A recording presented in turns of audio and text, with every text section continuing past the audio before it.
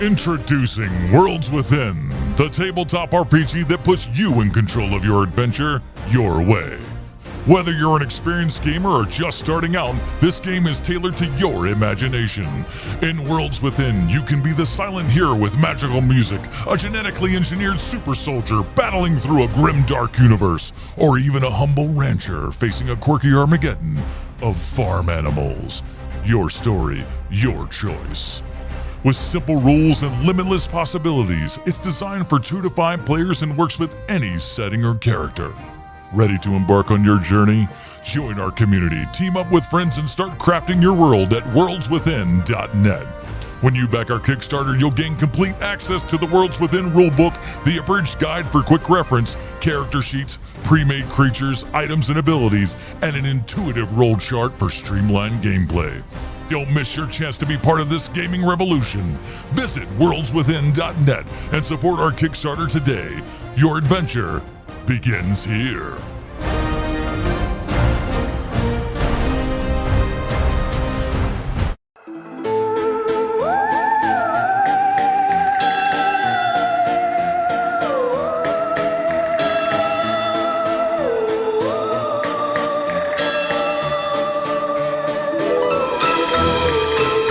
Ladies and gentlemen, welcome back to HMP. Once Bitten is going strong. I hear, man, we got our next werewolf film is Wolfen. My name is Adam Porterson. Joining me today, he just found out his last-minute Halloween costume idea. Naked Edward James Olmos. Sweet Sean Zakovacs from the internet.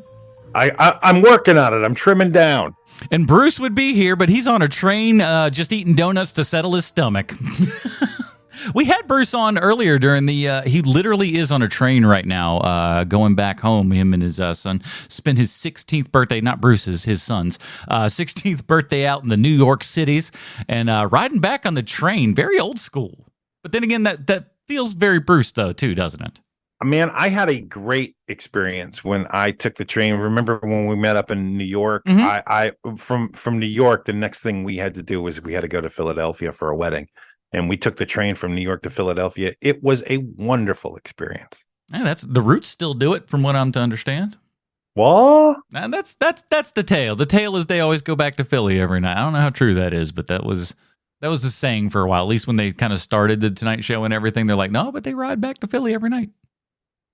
It was a great experience because you don't have any of the headaches of an airport.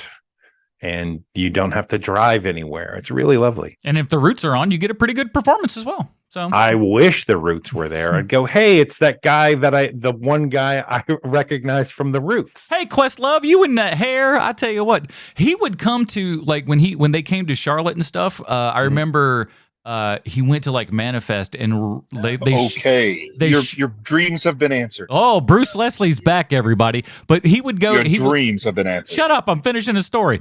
So he would have this. He would have a receipt that was 15 feet long of all the music he bought at Manifest. It was unreal.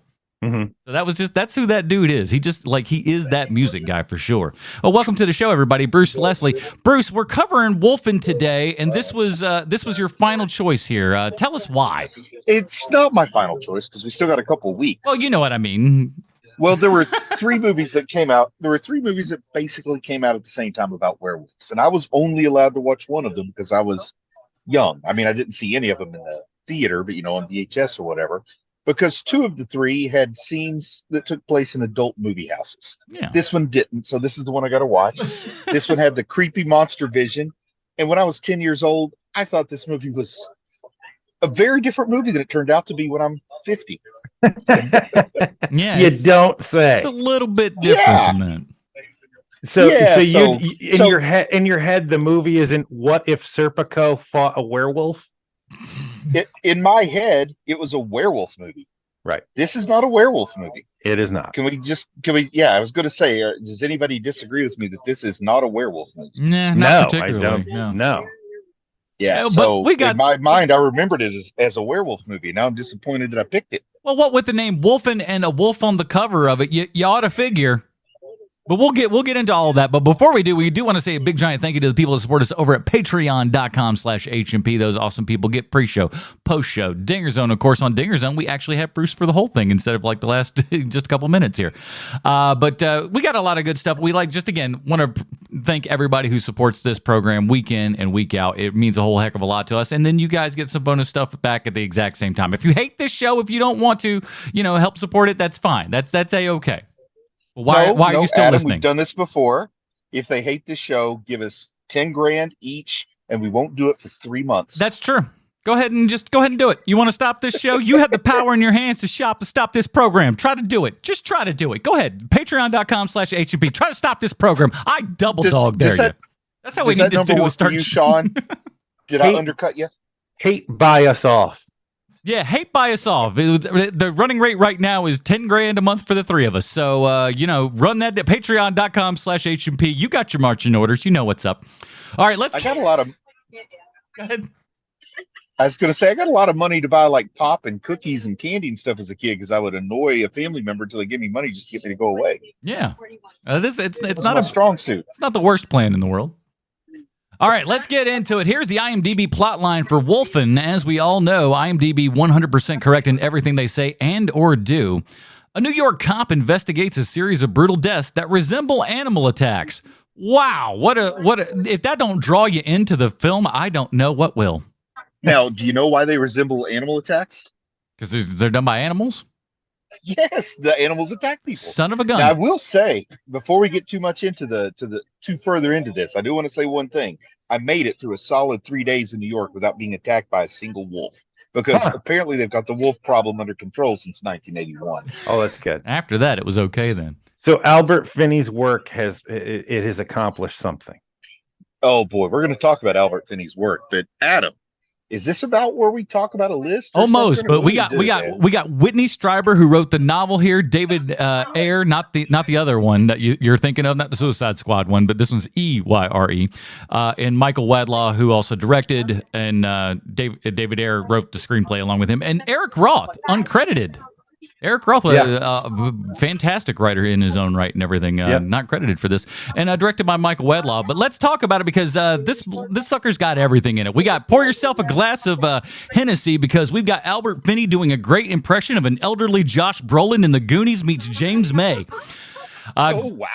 Gregory Hines is tap dancing, a guy who looks like he could be ludicrous. I don't know. We got my TV dad, Reginald Val Johnson is here, so that bumps it up one Robin rating in and of itself. Young and handsome, too. We got Principal Strickland is here, Captain Adama, the sexy years, Windmills, Night Attacks, Werewolf Vision that I'm now just learning Sony must have ripped off for one of its picture modes in the mini DV high 8 camcorder days of the mid to late 90s. I would just have called it Wolfen Vision had I seen this movie back then. Later on, we also get Junkie Vision. The way it's like they got new toys and they just wanted to play with them. We all get that. We got a morgue full of dead people, chowder buckets, and brats everywhere. You don't see that in movies anymore. Dirty Dogs, Explosion Guy of the Desk dropping all the hits. Or Exposition Guy, rather. That's a better word for it. A Barrel Fire, we need more of those. Hilarious taxidermy jokes. We get the biggest load of scientific BS that there's ever been for a werewolf film. Don't worry, we follow that up with a racist term that I bet you've never heard of before. Bridge Work, Stripping Down Under the Boardwalk with Edward James Olmos. That sounds like a good album name. Killing Werewolves Out of a Chopper. Hour and 15, still no werewolf. I'm getting concerned. A Tron sex scene ad for Lay's potato chips, fun parabolic microphones and night vision, first werewolf on the screen, 1 hour and 27 minutes and 50 seconds, and it lasts for I think 48 seconds, or 48 frames rather. Pigeon Sounds, a CRT projector, you'll wait and wait and wait, and then there's a backseat driver that, it's the best. We got hand severing, throat gnarling, car exploding, destroying models, mirror blinds, and more. This movie's got everything. Hold on a second. Adam, I'm having a very hard time hearing what you're saying because of the background noise. Don't worry, Bruce. I turned it down on my side so they didn't hear it all. Okay, good. But let's get into it. Do you guys need me to mute or something? Just like join in? Yeah. I think that every time you're not talking, you probably should, Bruce. Yeah, just because it's a lot of background coming in. It's a lot of noise. But that's why that's so why I'm gonna try doing it like this and tell me if this is. No, it's good when you're talking. It's great. Yeah, that's fine. But Sean, had you ever seen Wolfen before? Because I like I'd mentioned previously, I had not had any. This was like the third run movie for me, so to speak. Right? You see American Werewolf in London, and you're like, oh my god, you can't do better than this. And the fact is, you can't. Right? So then they go to Wolfen, and it's like, well, that ain't American Werewolf in London, so bye bye. And then like I see Wolfen, and I'm just like, do I want to be disappointed again? I think I'll just stay with the one that I know. Can I give you just a quick little tidbit to take away here while I'm unmuted? Sure. But Wolfen made for about $20 million, did about 2 at the box office. The Howling made for 2 and did about 20 at the box office. Shoo. They should have flipped a few things. I don't know what you pay. How do you pay that much money for this? I hadn't. Well, Gregory Hines, you don't dance cheap. It's the actors. I mean, the actors are who you're paying here because you have a lot of really good actors. I had never even heard of this movie before, never mind seen it. And so when Bruce made the most audacious thing I've heard on this show so far of saying that Wolfen was a better movie than okay, I'm American going Werewolf to defend in London. that. I'm going to defend that. I said that there is a certain community that thinks Wolfen is the best of the 3. They came out at time, and I'll put it this way. If you don't like American Werewolf, you're not going to like The Howling. So the people that like Wolfen probably don't like those other 2, but I think more people like those other 2. Does that make more sense? Yes, sure. And I will tell you that I am not here to slam dunk on this movie. This movie was a fun watch for me. This movie is like I said, it's like, what if Serpico fought wolves? Like that's literally what this movie is, and it's well acted. You know, again, it's the same problem that all 3 of these movies have, is that when it's slow, it is so slow. But and that's also a sign of the times. Yes, without a doubt. Without a doubt. But also I'm sorry, I just wanted to say things quick and then I'm mute. But also, I think part of the box office failure is they did not want this to be a drive-in movie, so they made it 2 hours long. This probably would have made some money if it was a drive-in movie at 90 minutes. It might have. I can't. You never really know. But it's got a cool title. Like Wolfen's a great title. And I don't know how much I love Albert Finney as a New Yorker, but I do like it. So bizarre. Dustin Hoffman basically begged for the role, and they said, Dustin Hoffman, we don't think you're believable as a New York cop. We're getting Albert Finney from London. My God. And you know, and I like all the other people that are in this movie. I really do. Gregory Hines is great as always. I can't think of something where, like, he's in plenty of movies that are bad movies, but I don't think he's bad in them. And here's the thing. I call this a movie to see what old people look like when they were young because of Olmos and Reginald Bell Johnson, etc.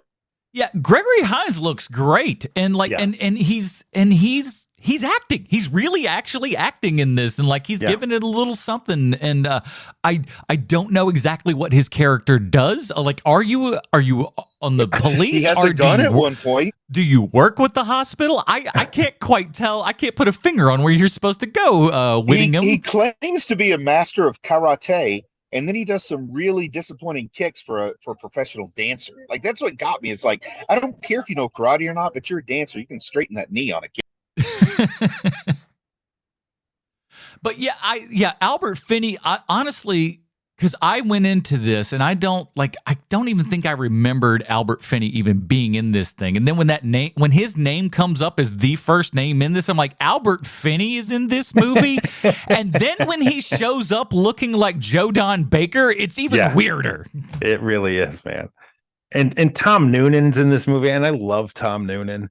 You know, every time you see him in something. Was he Frankenstein in the Monster Squad? I think that's what I know Tom Noonan for. I know him from RoboCop 2. Yeah. I think that's my biggest one. Yeah. I didn't realize they made a sequel. They made a couple, and maybe not so much. But so Adam, I was going to ask you. So you had heard of this movie before, you just hadn't seen it. You know what was funny? I was trying to remember back of like when I'd kind of like what kind of memory I had of Wolfen, and oddly enough, what I remember just hearing the name more than anything, was in a Phil Hendry phone call. Get out of here. R.C. Collins. Oh, classic Phil Hendry. R.C. Collins called up and wanted to share his top scariest Halloween movies of all time, and I'm trying to remember them all, but none of them were particularly scary. And one of he goes, Pet Cemetery. It's like Pet Cemetery. I'm like, it's okay, but one of the best of all time, scariest movie I've ever seen that got pets in it. Like, what?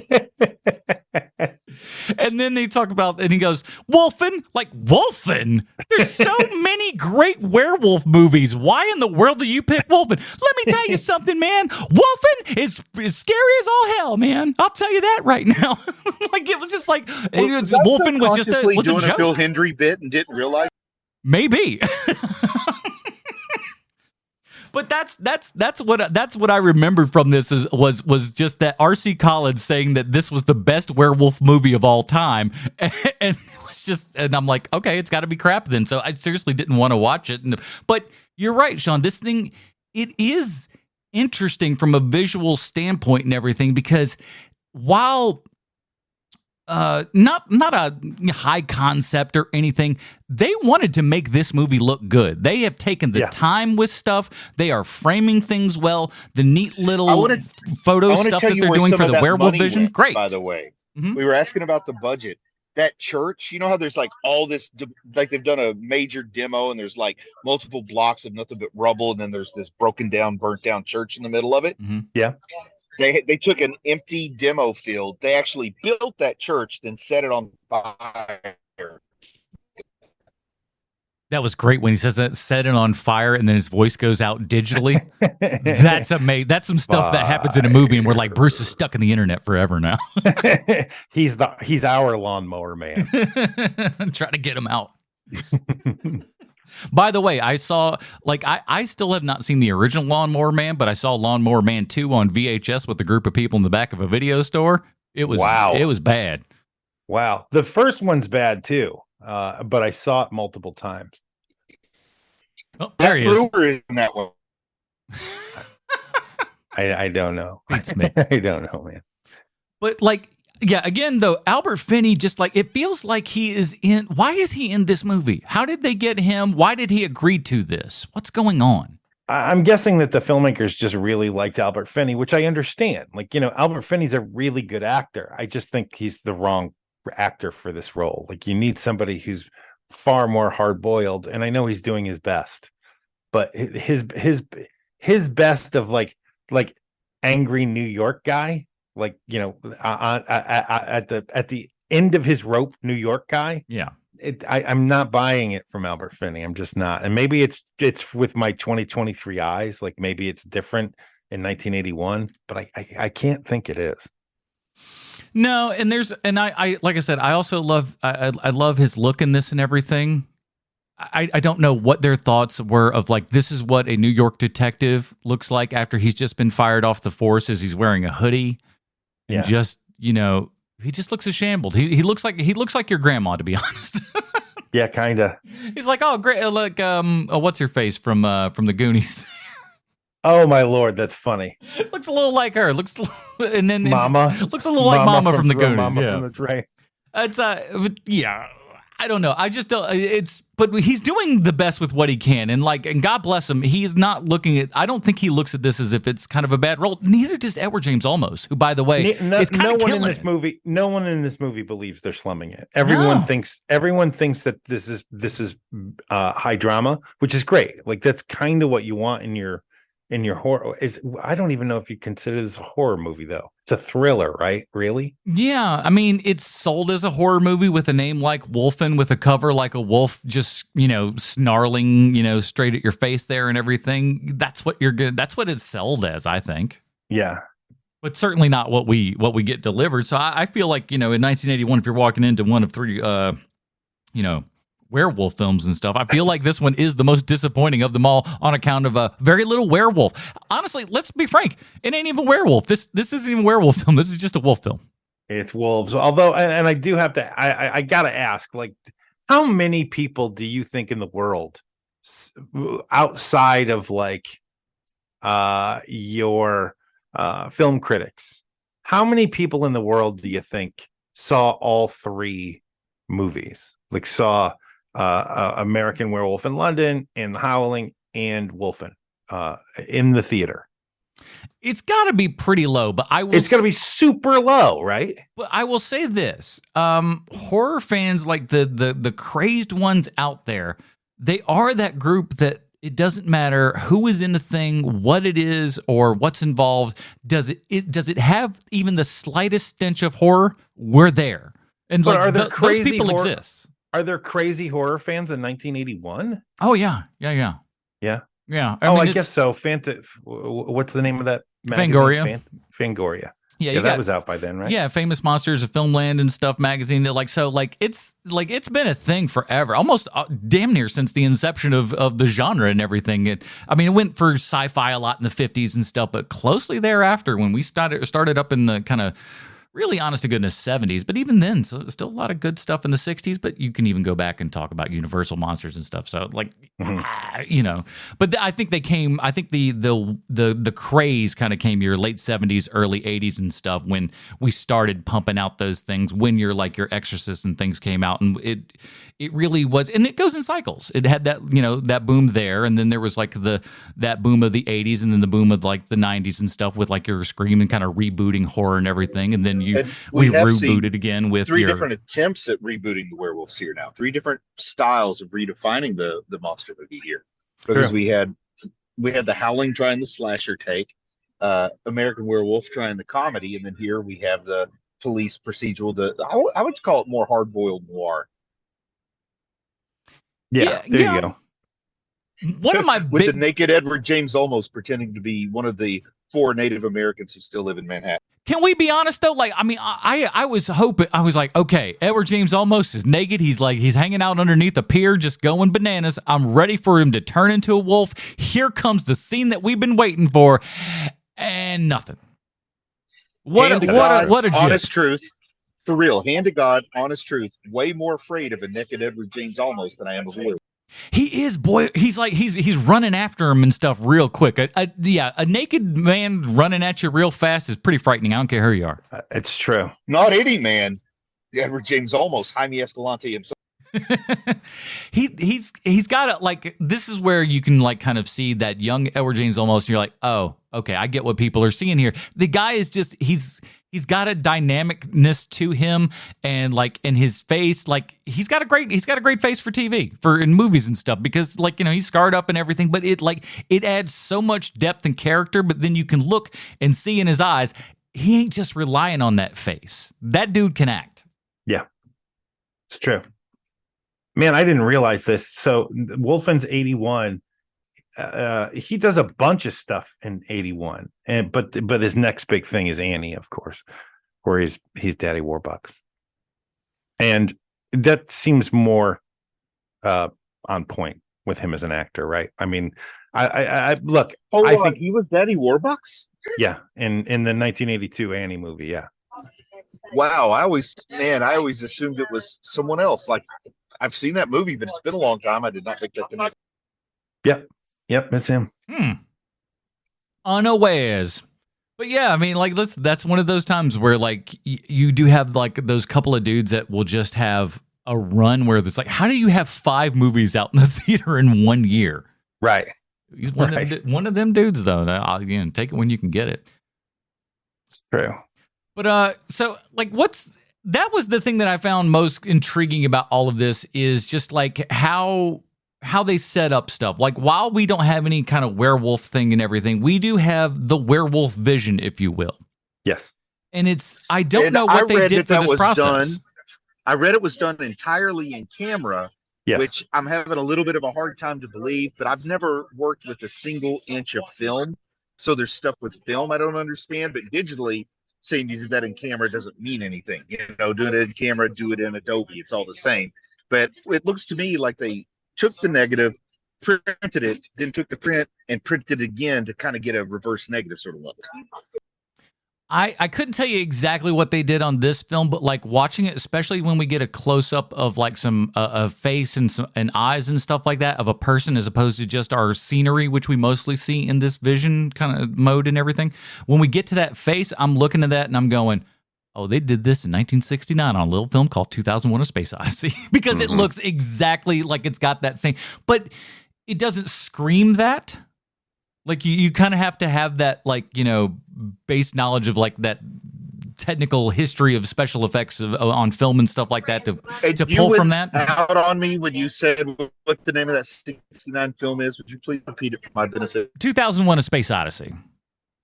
Because when they go through the whole big mind trip there and everything, when they're going through the galactic portal and whatnot, and all the colors are changing and everything, again, that was also done in camera. A lot of people don't realize that all the space trip and all that, all the wacky colors and all that jazz, all in camera. Because computers just didn't exist in 1969. Nope, a little bit out. Yeah. But I mean, but just seeing that kind of that take of the vision and whatnot, and the smooth camera work that you know, it's never quite wolf height though. I would say it's a little bit higher. I don't know that they made they didn't have the extra money for the Steadicam edition that makes it so you can do the low boom on it. They're like, oh, that was expensive, Chuck. How about you just duck down a little bit while you're walking? That'll be just fine. Well, Spielberg's in the middle of making E.T., right? Like E.T. hadn't come out yet, so they're not thinking about like heights. Like, listen, there could be a 4-foot werewolf. What do you know? But let's see. What else can I kind of? I would say to you, because you are Adam Portress and he is Reginald Val Johnson. What did you think of him in this movie, Adam? Oh my gosh! When I just hearing, because you hear his voice before you see his face, or really mostly the back of his head. But I was excited. Because you see his name in the credits. When I saw his name in the credits, I was like, woo, all right, I'm excited. So when he came in, I was just like, I was hoping it was a bigger part than that, but I was happy with what I got. But yeah, it's just seeing them all young and kind of spry in there, just going like, I haven't even made Die Hard yet. It's true. You know, I had forgotten because he doesn't even know Hunter exists.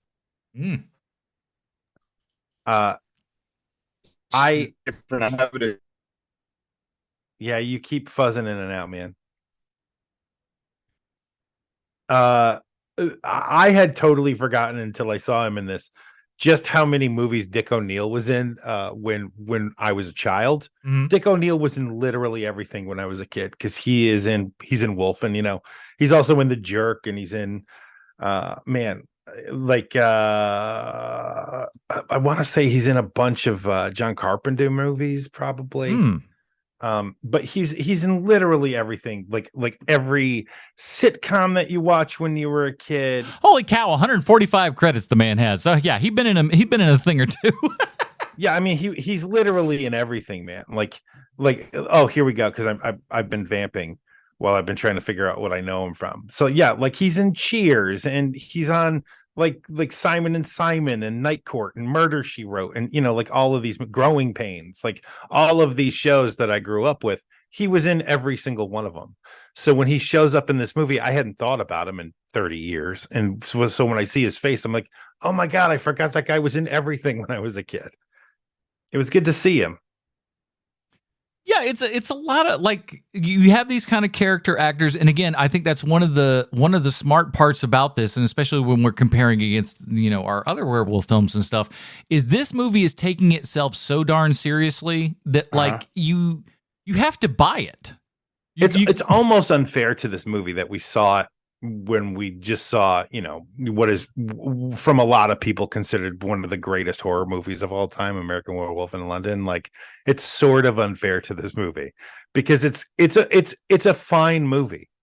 You know, it's not something that like I wouldn't recommend it to anyone, but if you're like, if you come across it somehow, because no one watches TV anymore, but like if you come across it somehow, it's like, oh, this is holding my interest for a bit. Like, the people who made this movie knew what they were doing. I do think one of the biggest problems with this movie, though, is its soundtrack or lack thereof. Yes. There needs to be way more music in this thing. There are so many quiet moments, and I'm not against having quiet moments in movies. That's totally fine. But there are just stretches of time where it is just like you could doze off because not a lot's happening and not a lot is happening visually or sonically. So you're just kind of like it's a nap. It's a nap inducer if you're not careful. It's also one of those movies, though, like this is a perfect napping movie, like you says, like if you're sick or something on the couch watching a movie, because you can pass out and wake back up and 45 minutes has gone by and the movie is so slow that you're not going to miss a whole lot. You're going to be able to like pick back up where the movie is. Yeah. So you're like, oh, right. Okay. So yeah, they've moved along a bit, but they're still like I kind of can figure out where they are. They're still just kind of, we'll get there. Is there going to be a wolf in this thing? Who's to say? This here's a napping movie. That's what Wolfen is. It's the perfect napping movie. Do you have an hour and 55 minutes that you'd like to get some good rest? Might we suggest Wolfen? Your doctor's prescribed Wolfen for many years. Since 1981, your doctor's been prescribing Wolfen for your sleeping needs.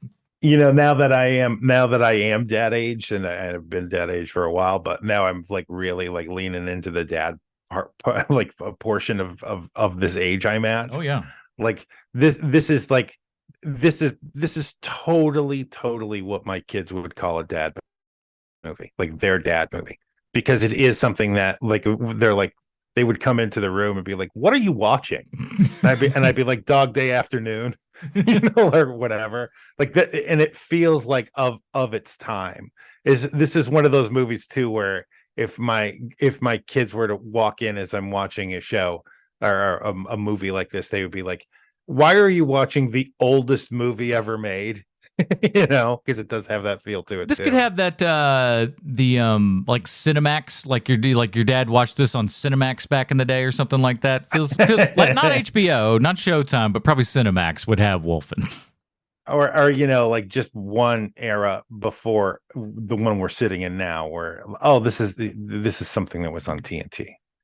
Well, yeah, and that's where the ultimate that's where all the dad films ultimately go to live. That's their retirement home is TNT and TBS, and that's where we play those movies where you're like, oh, guess what? The Matrix is now 20 years old. You're going on TNT nonstop, and we got the rights to it, and it's cheap for us, so we just kind of keep pumping them out there. It sounds like you really did not like this movie very much. It's not that I didn't like it. It was just like. Ultimately, I think Bruce was right. Is that like this movie is almost 2 hours long. If this was an hour and a half, I think we'd have a lot more fun with it. I think it would move by a little bit. We do get to just like, all right. It feels like we're trying to shoehorn a message in at the end and everything, which it's fine, I guess, sure. but it's a little hammy, and it feels like 1981 liberal white guy going like, well, you know what? Like, yeah, we do. You're not wrong. We understand that, but is that the movie we all signed up for with Wolfen? I don't know that it is, but okay, sure. Again, we're looking at more of a drama kind of thing here than what anyone would go to. No one goes, boy, let's watch that spooky movie Wolfen. I don't think that phrase has ever actually been uttered. The other thing too is that as ridiculous as my next statement is going to be, I'll follow it up. But there is nothing subtle about this movie at all, whereas there is subtlety to American Werewolf in London. Like look at the Jewishness of those boys. Mm-hmm. They never come out and go, they're Jewish. Like I was trying to explain this to Lindsay the other night, and she actually came up with the perfect line for this. She was like, no one ever goes, hey, don't forget Yom Kippur is tomorrow. Like to show you these are Jewish boys. Like they never do any of that. Don't forget your yarmulke before you leave out for the pub. I'm like, what? Exactly. Why do I keep tripping over all your dreidels? Exactly. I'm like, oh boy, there's nothing like that. Whereas with this movie and their environmental message that they're trying to give across, it's like, guys, you could have gone half on your message here, and it still would have been too strong. Yeah, it still would have been like, okay, It's all so right ridiculous. now. Yeah. I just because the on the IMDb they'll kind of play the trailer there at the beginning of the movie. Did you think that there was a black guy that was like wearing a tux or something like right at the beginning? He looked a lot like BB King. I kept thinking like, oh, this wolf is going to go kill BB King for some reason. I don't know the one you're talking about. He's like right at the beginning. He gets killed with the couple at the beginning. Which, by the way, isn't that something that we didn't really go too much further on in the movie? Is that like all of the people that got killed had like cancerous things in them or something? That's what I thought too, because they're taking out your weak, right? Like that's what that's what pack animals do. Yeah. Okay. Yeah.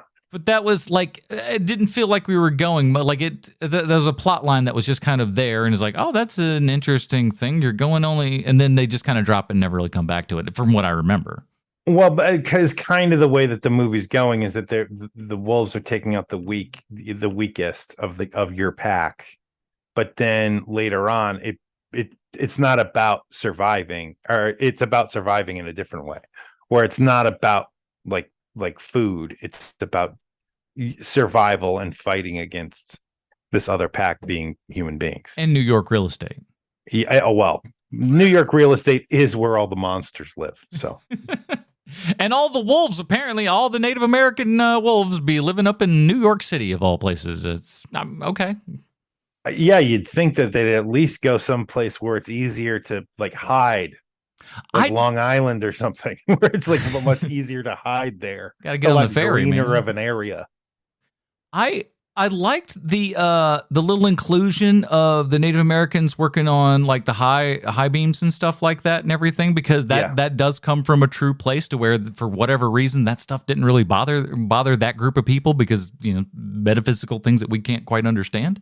Right. So I thought that was really cool, and I like how it looks like they for real put Albert Finney up there and doing all that stuff. They had money for this movie. They did, and I do have to commend this movie on not being American Indians are magic. I was fully expecting it to be like it's mystical, but it's not magical, right? You know because what I mean? Well, I mean, I don't know, with the title Wolfen and what we've been doing, we expect Edward James almost to turn into a wolf, quite frankly. Absolutely, and it doesn't really happen, at least on screen. Right. And you can only fight a Native American with another Native American. Like I was fully expecting. Those are the rules. Right. And that didn't happen. It was really, I was pleasantly surprised. So yeah, it was just an interesting, I think that's my entire review of this movie is I was pleasantly surprised because I was really expecting just it to be awful. You know, like, because every so often that's what happens with movies like this, where you're like, oh, that's why I've never heard of it, because it's the worst movie ever made. But this isn't the case with this.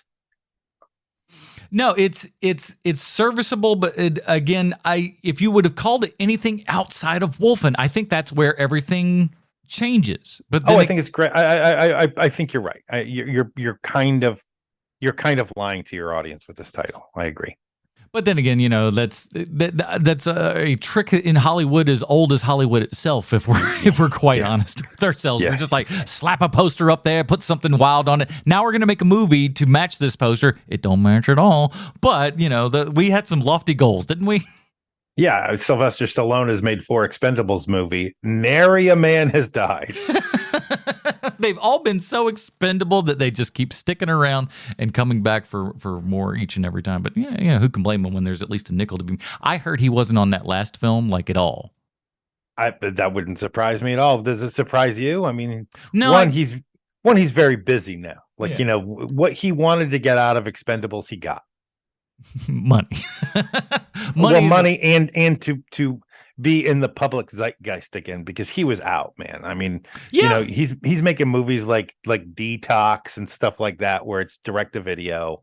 Like he was kind of out. Yeah, exactly. It's wild the way the man's career's kind of gone and had that like weird ebb and flow so many times. Who has many comebacks? I don't. Few, very few have like can get to nothing, height of everything, back down to nothing, back to height, then nothing, then back to back, and now back on top again, I guess. I mean, the closest is Travolta, but Travolta needs that one more ascendancy to happen. Now, this is all rumors and speculation, and you know how the internet be. It be what it be.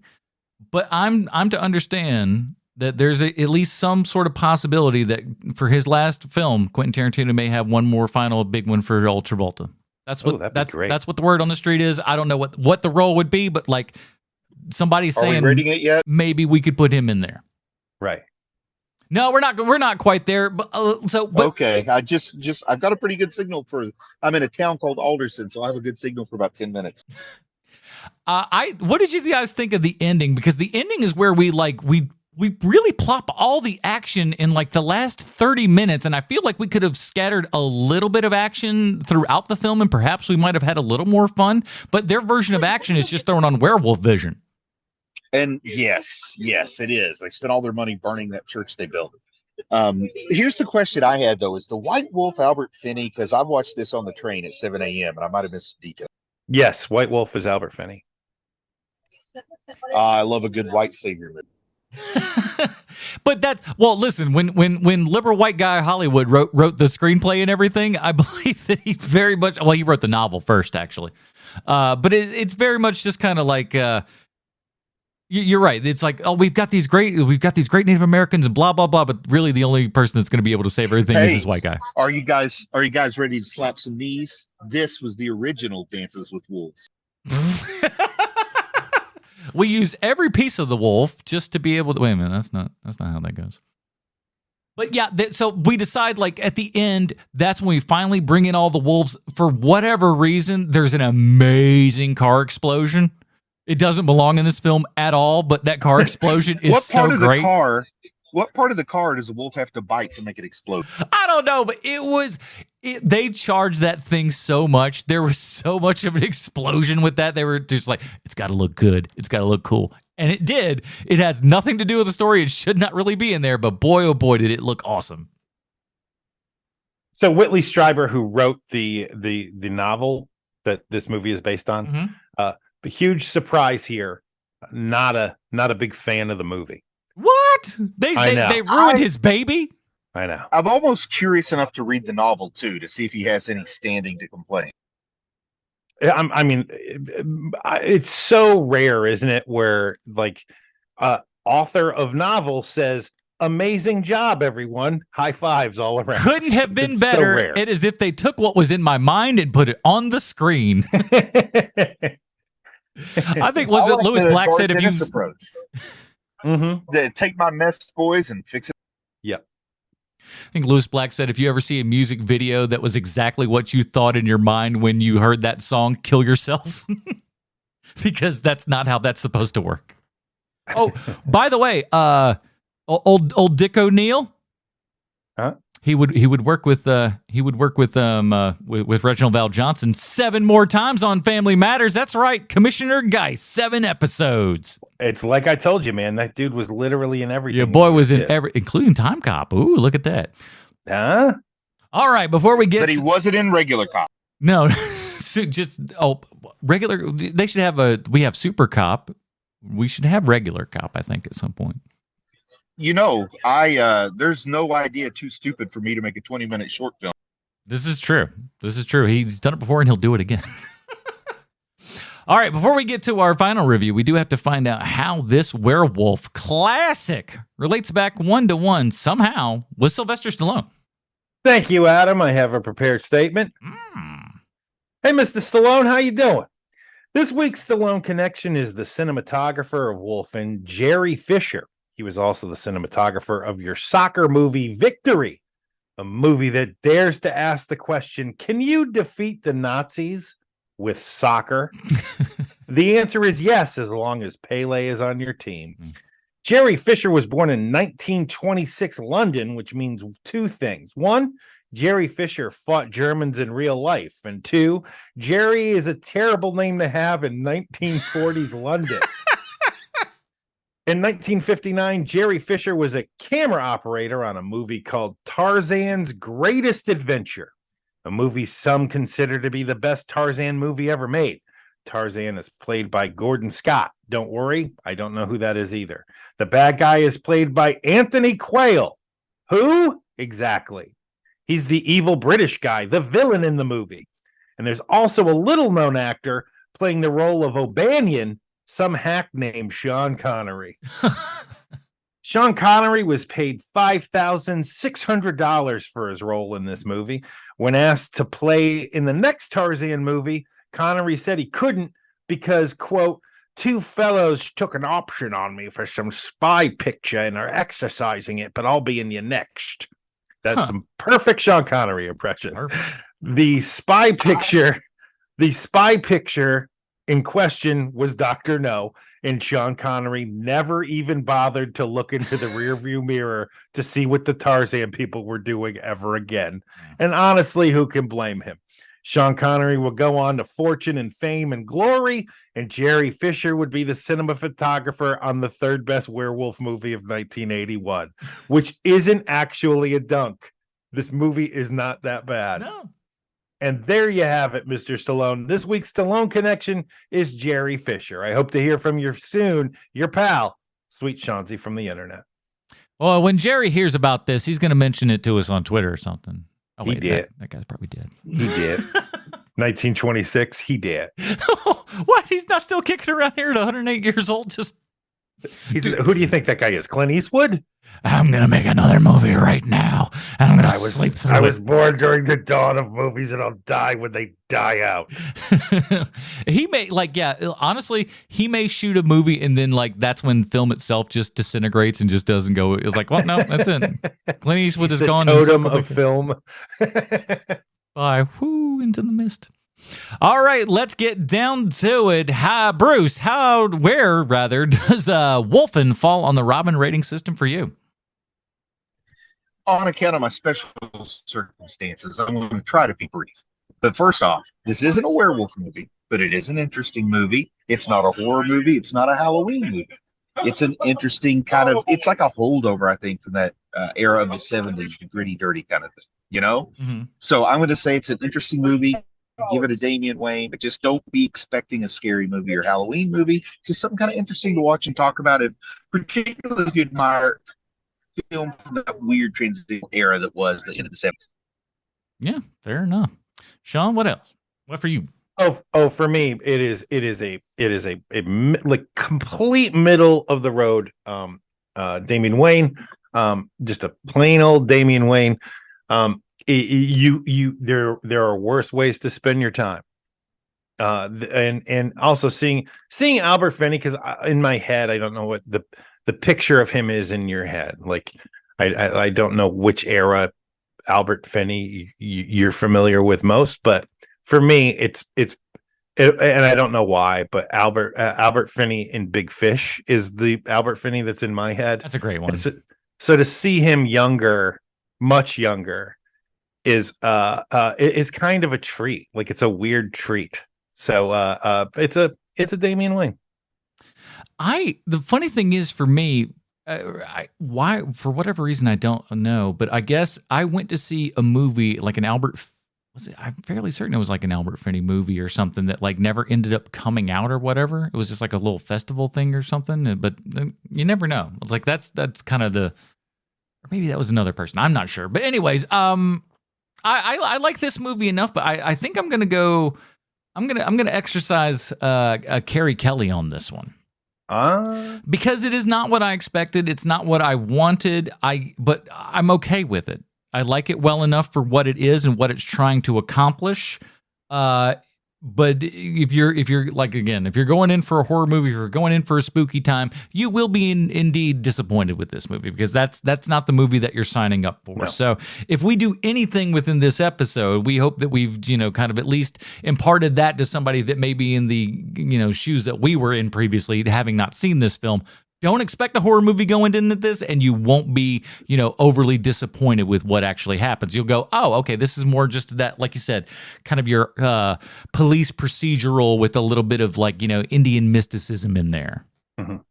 that kind of stuff. But like overall, again, good, could use more score for sure. You could lose 20 minutes and it might be an even better movie.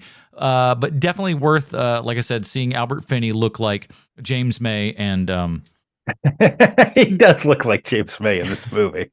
Oh, that's really funny. So just do that, and then that'll be fine.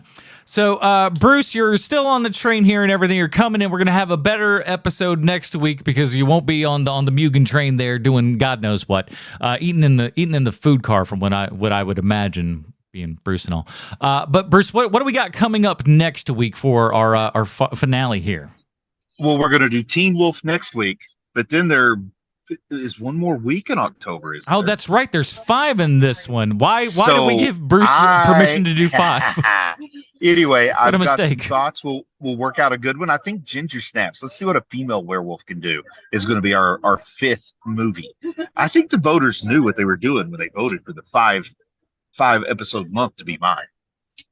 I don't know that they do. Let me ask you. But Teen Wolf. Yes. So next week we'll be covering Teen Wolf, the Michael J. Fox classic and stuff like that. I mean, I don't know, because I was obviously a couple years younger than you guys and stuff, but man, I that was a film that I grew up watching just all the time and stuff. So I can't wait to talk about that one. Me either. It's one of those movies where, like, my family were late adopters to everything, and so when they first got a VCR, one of the first movies we rented was Teen Wolf. It was great. So we'll come back here next week and talk all about Teen Wolf and all that kind of fun stuff. In the meantime, Sean, where else can they find stuff that we do? We got another show called 30 Questions, where each week we ask 30 questions of some nerdy property, have it be your Star Wars TV show or maybe a Marvel TV show. We are on hiatus now with that show. But we will be back very soon. You just type in 30Q and we will be the first thing that shows up. Yeah, that's what I like. We've done at least with the podcast stuff. We've done good enough with the SEO to where we can just do 30Q or HMP or here move, and it all kind of shows up there. And so it's good enough that we've got at least a foothold in SEO, just a tiny bit. That's all we need, just a little bit. Just as long as it doesn't show some other crap podcast that decides to use HMP as their kind of mock here. We've been doing it for almost a decade. That's ours. Some other crappy podcast. Yeah, this one. This crappy podcast has had it for long enough. So that's right. Have a good time. I had to clean that up. All right, that is it, everybody. Join us next week when we're talking Teen Wolf. For Sweet Sean's Kovacs from the internet, Bruce Leslie on a train. I'm Adam Porcher. Stay super, everybody. Bye, Marty and Evie.